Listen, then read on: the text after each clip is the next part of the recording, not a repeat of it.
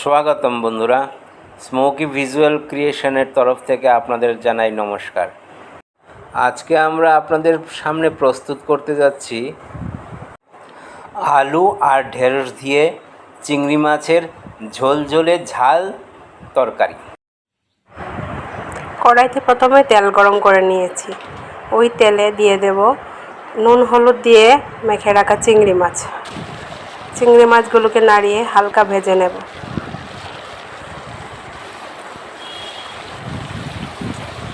হালকা লাল লাল করে ভেজে তারপরে একটা পাত্রে উঠিয়ে রাখবো।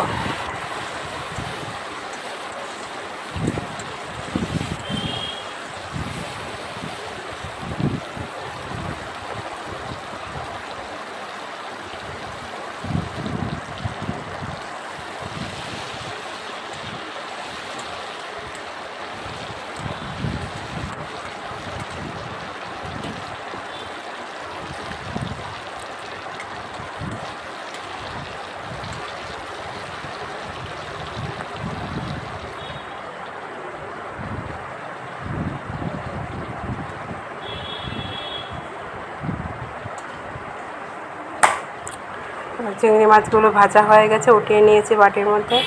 এবার কড়াইতে ওই তেলের মধ্যে আরেকটু সামান্য তেল দিয়ে তাতে সাথে মিশিয়ে গরম করে দিয়ে দেব তেজপাতা আর গোটা জিরে ফোড়নে। তেজপাতার গোটা জিরেটাকে ভালো করে ভেজে তারপরে